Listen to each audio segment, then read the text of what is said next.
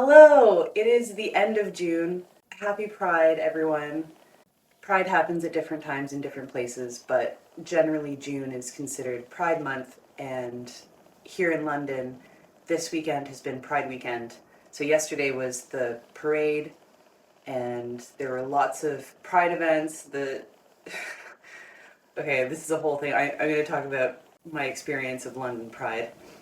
Um, do I want to do that now? No, I'll do that later. I'll do that later. Right, so the last time that I made a video was at the beginning of June. It has been basically a whole month, and a lot has happened. It's amazing what happens in like three weeks. I had my birthday, which was really fun. It was a great weekend. Yeah, so the Saturday of my birthday weekend, I went to Shaka Khan's Meltdown at South Bank Center. It started from like the early afternoon and went until like 10, 11, something like that. And it was all happening outside along the Thames at the South Bank Center on the terrace. And so it was like, it was so much fun just like dancing outside in the sun, and it was specifically queer themed, so or like for Pride, right? For Pride Month. So it was just like a bunch of people in the queer community having the time of their lives, dancing to amazing music outside in the sun. And the weather was like really erratic that day, so maybe not erratic, it was variable. So rather than it just being a sunny day, there was also a time where it rained, and there was times when it was like cold and windy, but then other times the sun came out and it felt like summer. So it was a really variable day, and fortunately I dressed in layers, and it was like the perfect the perfect outfit for going out and spending the day at the South Bank Center and like just generally along the South Bank. There's also like, so when I was there, I like saw street performers. Which was really fun. There were these guys who were doing a bunch of stunts, like flips and whatever. And at one point, they had like a limbo uh, pole, and I'm just gonna take this off. Right, so there was a limbo pole, and he started like doing these like really low limbos, and I was so impressed, and they had so much good energy, and I just really wanted to connect with them. So after the show, I hung around, and we ended up talking, and that culminated in like me and a small group of people hanging around afterwards and having a bit of a limbo contest. So that was really fun. And then I wandered along the South Bank, and it started getting like a little bit kind of cold and windy. So I had my coat on, and there was this like, along like under the bridge, there's usually a book sale on like, I guess they come out on the weekends. And so there's like tables of books. And I started like flipping through, and it was like, this one was like this Victorian, but like seemed pretty like feministy kind of text. But it was like very much like a gossip kind of kind of tone, like all of these like stories about like society and all of that. And I just was like giggling to myself about how um, about that whole like kind of like almost Bridgerton-esque high society London narrative and style. And because I was on my way to, or maybe I had just come from dancing at the South Bank Center. I kind of went back and forth a few times because I don't know, dancing, like anything else, if you're doing it for a while, you need a break, you want to go do something else, but it's always fun. So, when you have energy, then you go back and do it again, if you can. So anyway, I had that whole like queerness in my mind, and I was just imagining that sort of like almost Bridgerton style gossip column, but about like modern day queer community. But still with like older ways of speaking. Um, in like British society. So that was entertaining to me. As I walked along the South Shore, there was also there's periodically there's spots where you can go down to the beach and go out and like hang out right on the sand along the shore. And so I did that, and it was just like the sun came out. It felt like summer. My feet were in sand. It was amazing. And then because I was really close to the shore, I could see the sky a little bit better, and I could see that there were like some sort of thundery looking rain clouds coming our way. And so I looked at my phone, and it said that I had like 10 minutes before it started raining, and it would only rain for like a little bit, but like 10 minutes. So I thought, okay, I'm gonna get up, go back to the South Bank Center, and like go inside, because there's like an inside area. There's like a cafe, there's bathrooms, there's tables and chairs. So I went back there and went to the bathroom just in time to like when I came out of the bathroom, I saw just the rain pouring down. And like so many of like the fashion queers just running inside, escaping the rain. And then it was just like inside the South Bank Center was like the place to be for like a little bit, because it was just jam packed with all these like excited, sweaty bodies who were like covered in glitter and, you know, having a great time. I continued dancing. I like hung out with random people that I ended up connecting with. That was really cool.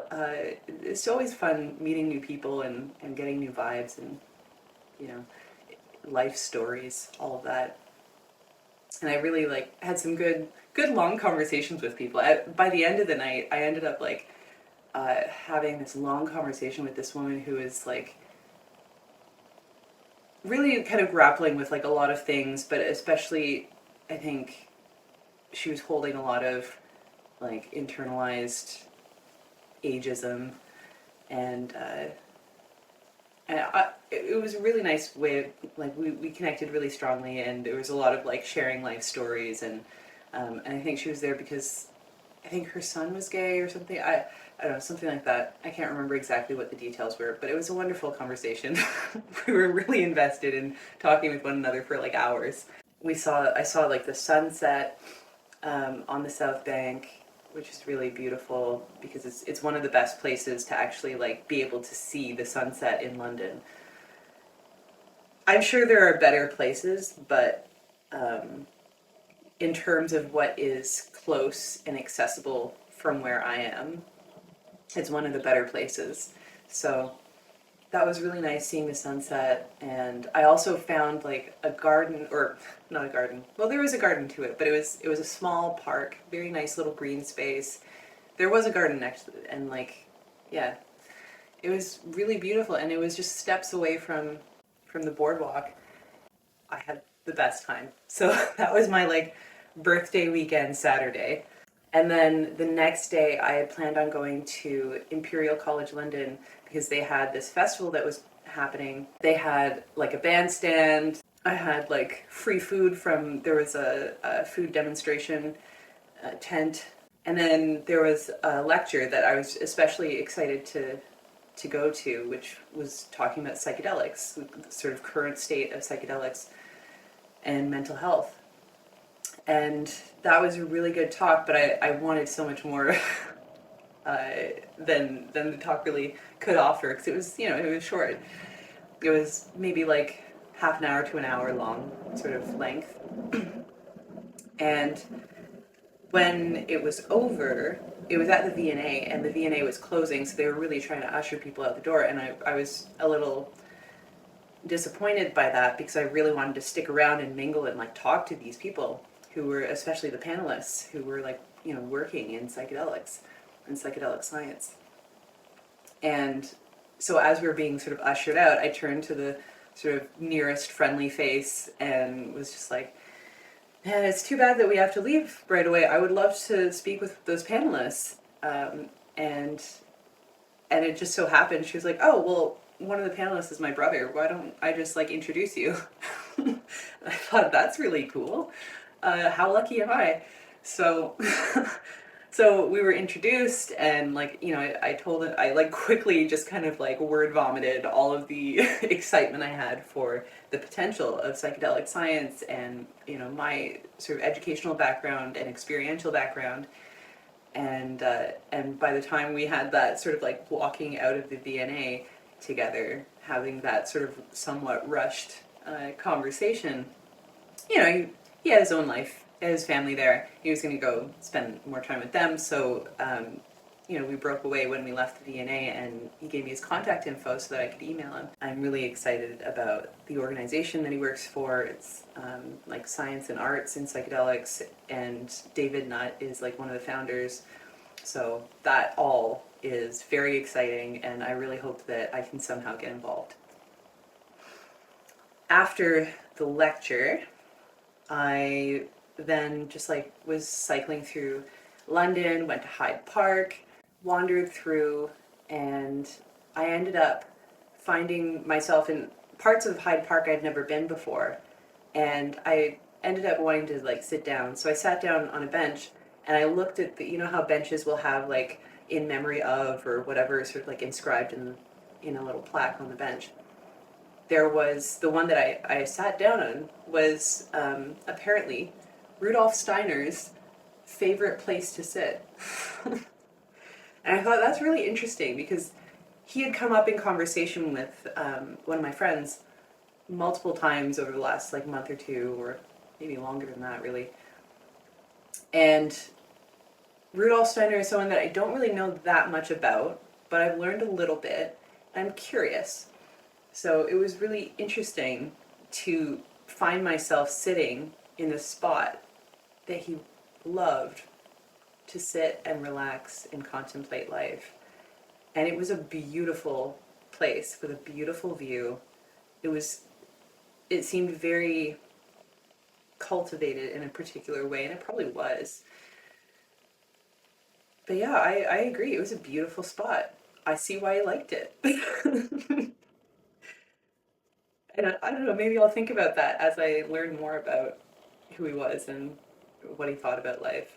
I mean, he was, I know that he was very much into sort of like human potential um, and really harnessing the powers of mind and emotion and all that kind of stuff, which is very much aligned with a lot of my own interests.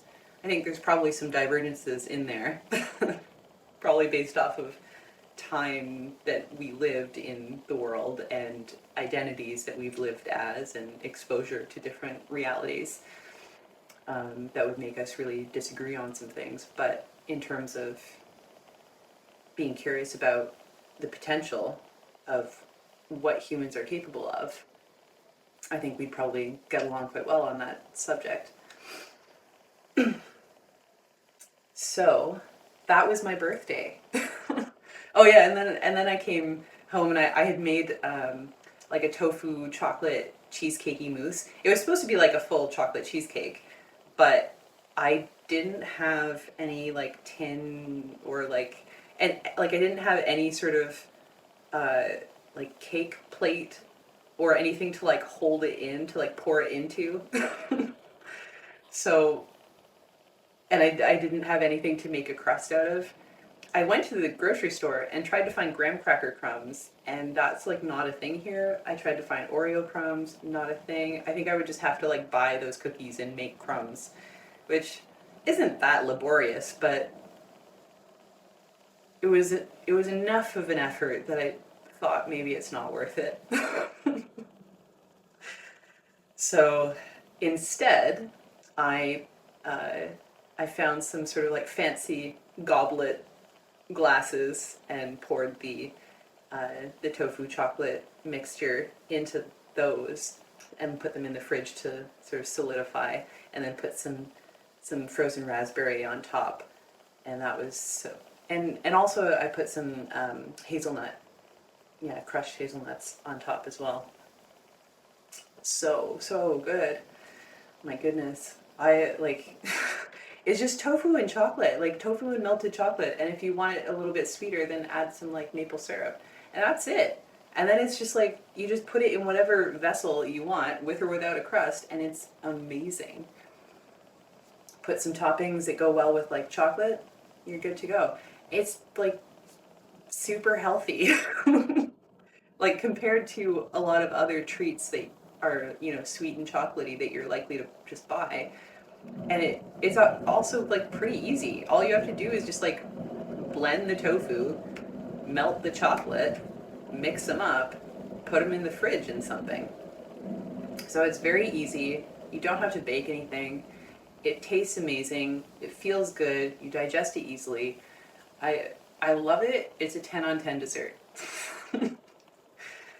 Right, so that was my birthday weekend. Uh, my weeks have been quite busy with a lot of things. My dissertation is a lot of work, and I'm really loving that I'm becoming like an expert on omega-3. So that's cool, but a lot of work. And I also had a few interviews in the last couple weeks that one of them I definitely got rejected from. Another one I'm waiting to hear back, but it went really well. So, I mean, if I don't get the job, it will mean that they hired someone like phenomenal, you know? um, or maybe they just didn't want to take a gamble on me being an international student and undecided as to what I was going to do when my visa runs out. So that is probably something that they don't want to take a gamble on, understandably, to be honest. But that would be a shame because I think it would be a really cool position, and it would potentially mean that I would get to have a nutrition podcast, and I think that would just be so much fun. So, so I would love to do a nutrition-based podcast. I would love to be doing that with a charitable organization who's doing like really good work. I'm really excited about their project, and yeah, regardless of whether or not I'm a part of it, I wish them well. Right. Also, we had the on the 20th was the summer solstice. It's a turning point in the year. It's the longest day of the year, the most light of the year. And so it's a time for celebration, it's a time for joy, and I had such a wonderful time that day because that was the day of the really good interview. And I knew that I would kind of undermine the interview if I was just like working too hard in the morning before the interview. So there was a queer coffee meetup that happens monthly that I like going to, and that was happening that day. So I went there, I got to have lots of great conversations with interesting people, and that was really a wonderful experience that set me into a good frame of mind and a good mood to be able to really like do well in the interview. So then I did that, and then I did some work on my dissertation, and got a good few hours of productivity in there. And in the evening, uh, so once a month there's also the at Pure Vinyl up the street on Ferndale has a DJ night that I love going to. It's such a fun time. So I went to that in the evening, and I had the time of my life. It was so much fun. I danced, I made new friends, I discovered the big, I think, crowning achievement of that experience was that I discovered that my album, Thursday Colors, is available at Pure Vinyl, and it is the only copy of my album that is available for sale in London. So that was just like a really exciting moment. I don't know if they're actually in record shops yet, but you can buy them through Baby Horse website directly, and through like my Bandcamp directly, and they're available. You can buy them. But this was like in a record shop in London, so that's just like wild fantasies coming true. That was really fun, and I nearly played it. But I kind of chickened out. Well, like I not really chickened out so much as I planned on playing it, so I like signed up as a DJ, and I was just gonna play that like one of the songs off my album, and then I found there was a record that had a song called Misty Thursday, and I thought I have no idea what this song sounds like, but maybe I just want to play it and just have like a Thursday theme to my like little DJ set. So I I planned on doing that, but then when it came to like later on in the night, I was like really late on the sign up list. We didn't really have time, and you know there were lots of people there who were like legitimate DJs, you know, or like wanting to get into DJing, like you know that was it was more their scene. So you know I didn't feel like I needed to impose my desire to listen to a song that I've listened to a million times, you know, just because it's my song. And so I was like, no, it's okay. Like, I don't need to actually play anything. It's fine. But then like 20 minutes later, I was talking with someone and I had been like holding my record and I was telling them about it and like explaining the sort of like the trajectory of the album and what the different songs are like. And I just was so passionate about the music that as I was telling him, I was just like, man, no, I really should play it. That would be great. So then I went back up and I was like, can I actually play it? But it was too late in the night. They were like definitely like over. They were playing the last song of the night. So, uh, yeah, so that was it. I didn't end up playing my song, but I did show my album to like a bunch of people and told them all it was mine and that they should listen to it. I made some really great friends, had a really great night, and then I stopped in at the recording studio on the way back to my place that a new friend uh, owns or rents or I don't know what exactly the deal is, but it's their studio, and I stopped in and had some nice conversations with the Caribbean guys who were hanging out, and then I went home and you know woke up early the next day to get some work done. Right, and then that weekend, on the 22nd, was the Restore Nature Now March, and that was really amazing. I showed up. I was a little bit worried that I was going to be like really late and have to like catch up to them later, but I showed up just you know moments before they started marching, so I showed up right on time as far as I'm concerned, and it was really great. I made a new friend there. We marched together all the way, well, most of the way to the end. I think she ended up leaving a little early, but it was really nice having like a protest buddy, and there was a moment where I feel like I really should have taken advantage of that moment, and I hope that I get another opportunity to do that. But there, right behind us, was a band. It was like a band for the march, and there was like you know a tuba, there were drums. You know, it was a really fun, lively band, and there was a microphone with like an amp, and they even had like a makeshift stage of just like a couple of boxes that some of the marchers had, and they would just like put them down when we're you know in protests. Oftentimes you'll get kind of like moments where you stop for a couple minutes, and then they would have like speakers, or you know they'd lead like a chant or a song, and I thought that was really cool and lively. And also the week before I had been playing guitar and I came up with a song that I thought like, man, this would be like a really great call and response like protest song, specifically for like climate march kind of protests. And the repeated phrase is inspired by the idea that bird song is inherently calming to humans because birds only sing when they're safe, and if the birds are safe, then we're safe.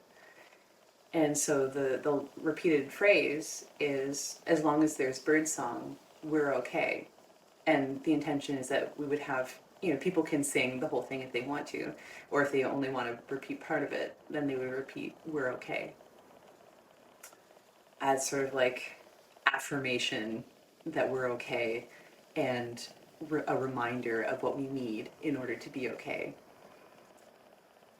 And part of this motivation is because I think that there's a lot of power in the things that we say and how we say them and what we focus on. And a lot of the time when you're protesting against things, and you're focusing on what you don't want. And I really like the idea of focusing on what you do want and asking for what you need, what you want. So yeah, I had that idea of that song, and you do like sort of 4 lines of "as long as there's bird song, we're okay," and then like the bird song can be replaced by whatever people want to, yell and call out and bring into that repeated phrase. And so I had this beautiful image in my head of like thousands of people singing together with harmonies, and you know calling out for all the things that basically that they're grateful for. And I was just like, wow, this is really great. And maybe I could do this at a protest someday. That would be wonderful.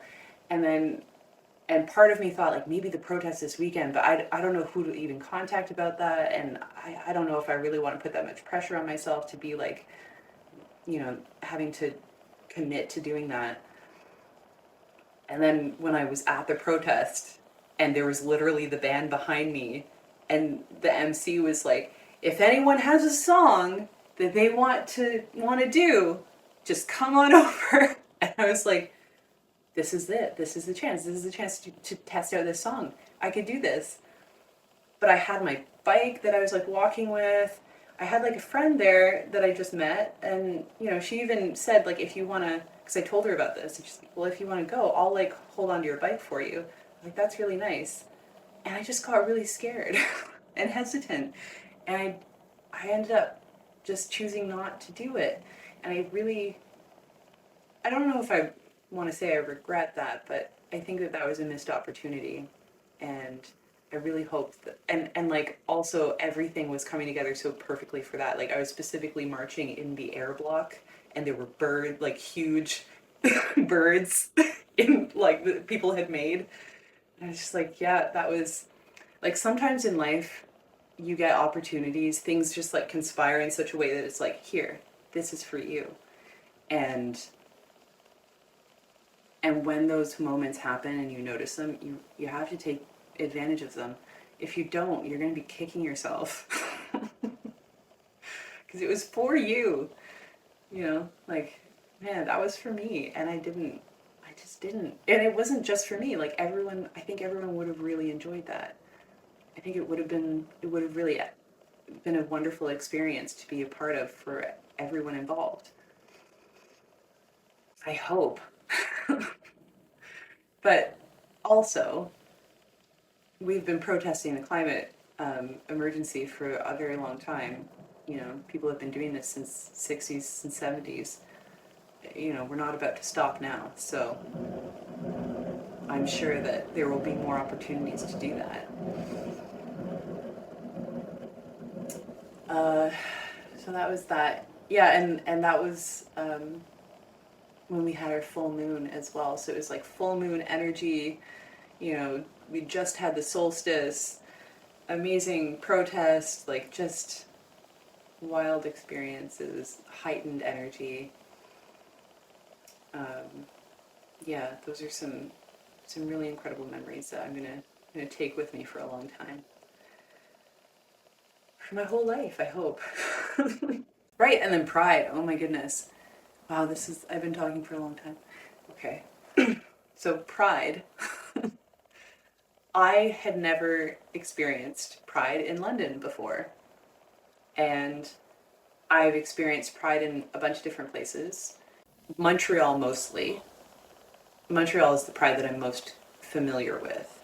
And when I was living in Montreal, I went to the parade like a couple of times.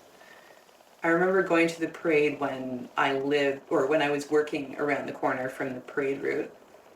and I went on like my lunch hour or something and just kind of hung out for a little bit and then went back to work. And then last year, I went to the Pride March in Montreal, and that was a really insane experience. Really great in many ways, but there was also like a crazy moment that happened where, in the moment of silence, this like young kid who was preaching to everyone and telling them they were going to hell for being queer decided to take that moment to step into the middle of the parade and start preaching like hate. And no one, like the police who were there, no one was doing anything to stop this guy.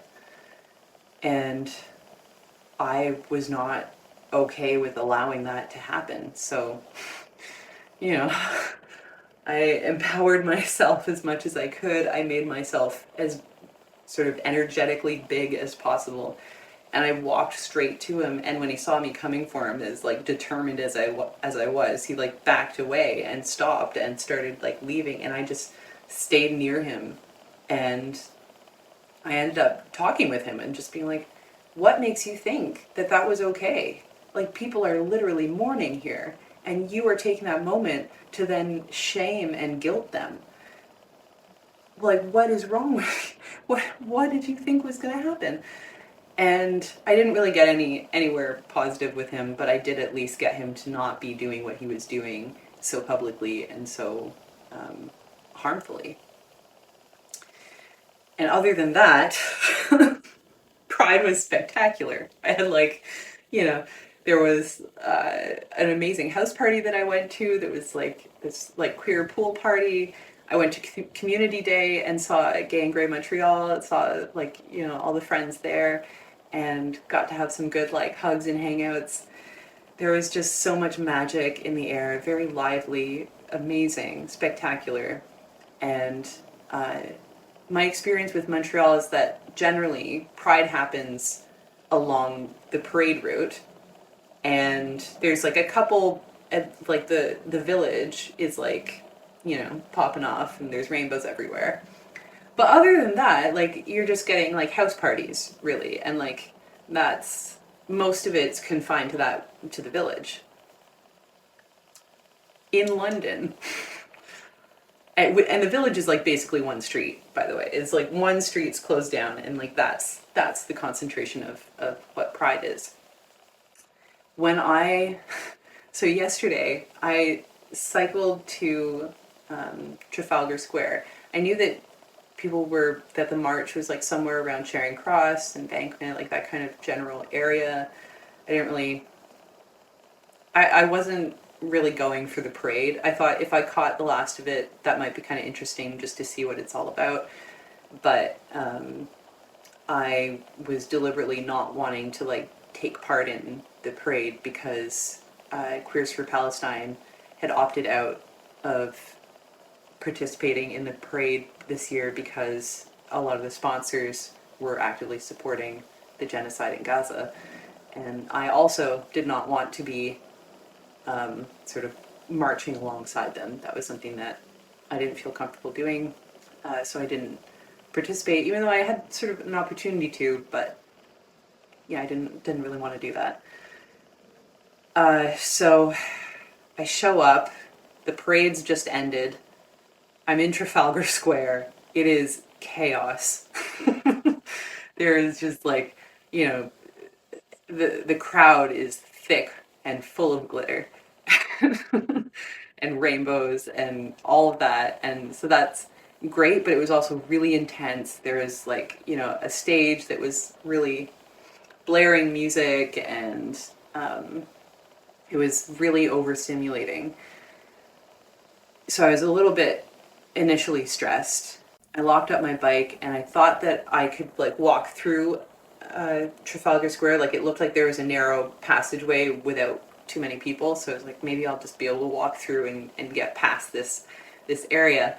And someone stopped me and was like, "Excuse me, ma'am, you can't get through here." And I was looking very queer. I don't know if you saw any of my Instagram posts that day, but I was like, it was pretty clear that I was not going for a specific gendered identity.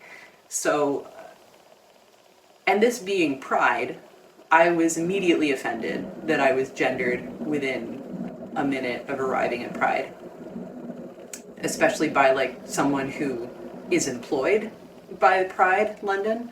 So that seemed like it just seemed bad form, you know, like that, like there should have been better training, you know.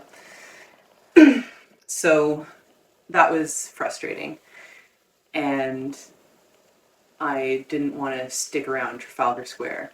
I had like rolled myself a joint. I wanted to like just smoke a little bit of weed in the grass, just lie in the grass in Soho Square and just be surrounded by gayness and joy. And so I start trying to like weave my way through and go through like Leicester Square, and it's again just like loud. There was like a burlesque performance going on that I could kind of like see from outside of the square, and it was like kind of fun, but also like I didn't really feel like that vibe at that point. So I walked around, but I noticed that they had like all these big walls up around, and they were like really tightly controlling that space, and that kind of put me off a little bit. Like especially because like I'm basically an immigrant here, and even though I have like light skin privilege, I'm still acutely aware that if I get caught with anything, that's not good. And I didn't know if they were checking bags. I didn't know if they would care about a joint. Like people were smoking weed. Like occasionally I would smell it, but like it wasn't. I really wasn't sure what would happen, so I didn't feel comfortable going in that space. So I thought like, okay, I'll just go on through to Soho Square.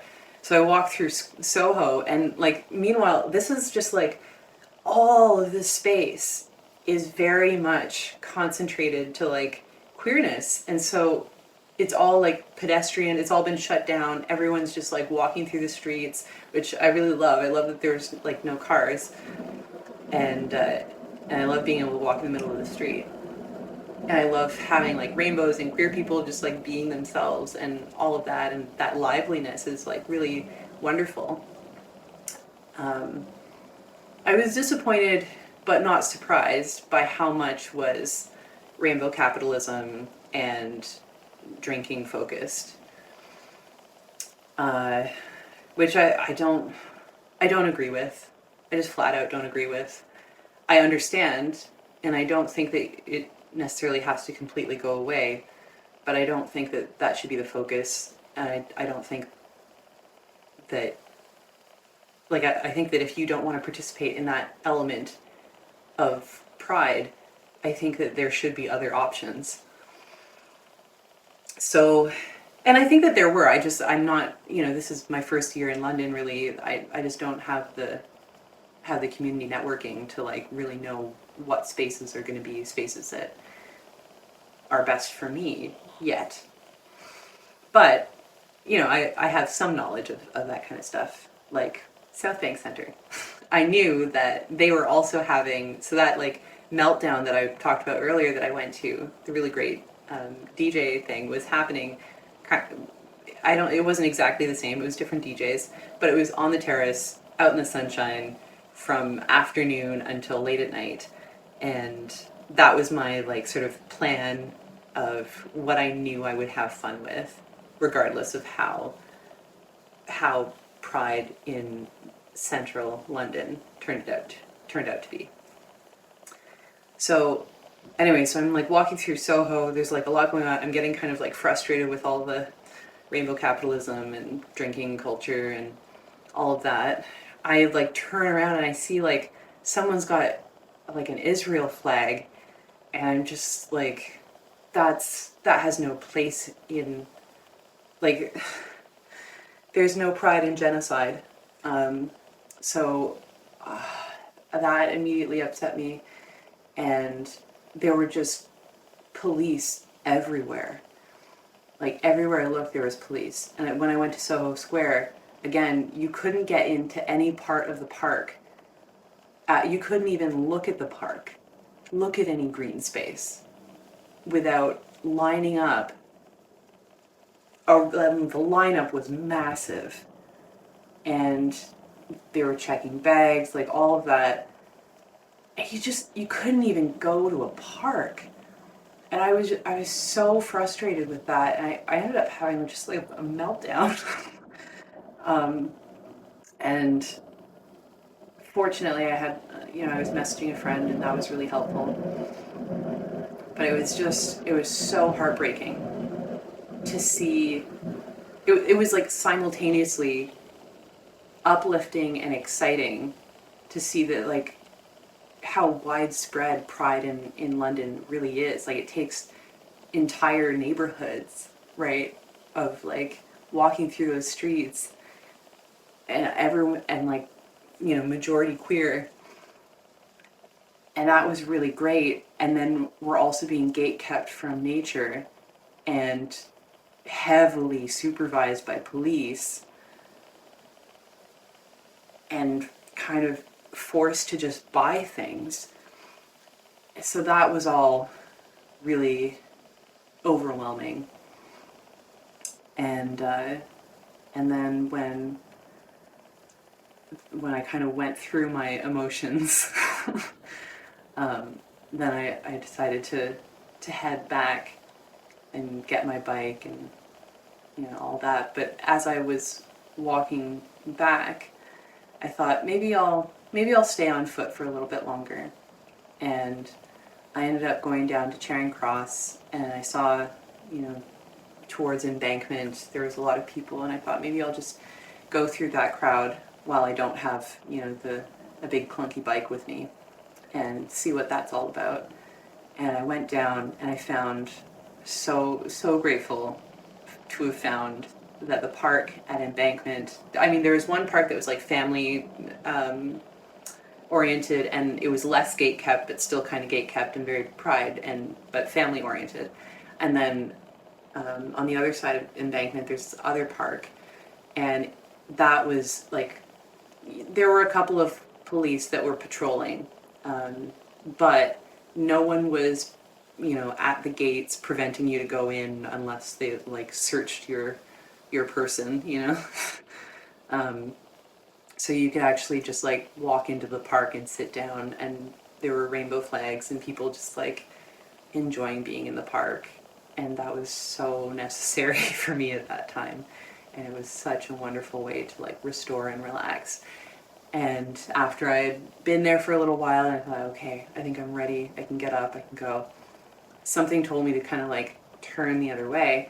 And that happened to be where all of like the Queer Pack group were just hanging out. And Queer Pack is where I've been going on, not recently, but I was going to Queer Pack on Wednesdays in Waterloo. And it's a nice community of people that you can see. You can just kind of drop in and build a community. And so I was able to reconnect with a lot of those people because I hadn't been to Queer Pack in a while, and getting to know like new people, but also getting to know people that I had already met more deeply. I played ukulele because one of my friends there brought a ukulele. And I was like, I have a ukulele song, so so I played that. It was really fun, just like playing music in the park, having great conversations about really deeply meaningful things. And then we decided to, I told them that I was thinking of going to South Bank Centre. It was a free DJ thing outside, beautiful, we can watch the sunset, and invited people. And so we ended up going there, and my friends were super sweet. They like treated me to dinner, and we had just like a wonderful time out at like the South Bank Centre. And I didn't leave until like after midnight. I feel a little bit bad though that we were like dancing in the crowd, and then I was like, okay, I think I want to like take a break and go like smoke that joint finally. And so I smoked a bit. I left. I was like, I'll be right back. I left and I smoked a bit, And then I like wanted to drink some water because I've been dancing, and also like after smoking you kind of want to drink a little bit. So I drank some water, and then I was out of water, and I was like, oh, I should definitely refill this. And I kind of have to go to the bathroom, so maybe I'll do that. So I went to the bathroom, came out, and tried to refill my water, but there was a lineup to fill up your water, and there were a couple of people who I wasn't sure if they were in line, so I asked, and then we ended up just like talking for like a really long time, having a great conversation, and we cried together, we laughed together, we like it was great. We danced together. It was such an amazing experience, and and then finally I clued in that I've been gone for like a really long time. And so I went back to try and find my friends, and they had left. But I think we messaged back and forth. So I think all is well. Um, but I felt a little bad saying I'll be right back, and I was not right back. I guess that's I'm a Gemini. um, yeah, so that was last night. And then here we are today. I had a nice like sleep in Sunday, and I just had a nice brunch. I made myself a little kombucha orange drink with a little bit of my semi-failed ginger ale. um, and yeah, I'm just gonna have a really chill weekend so that I can get back on top of things tomorrow. So that's my super long update for the rest of June. I'm gonna edit this down and see see where we're at. I hope you're doing well. I hope you had a really wonderful June, wonderful Pride, and I'm excited for the rest of the summer. All right, bye.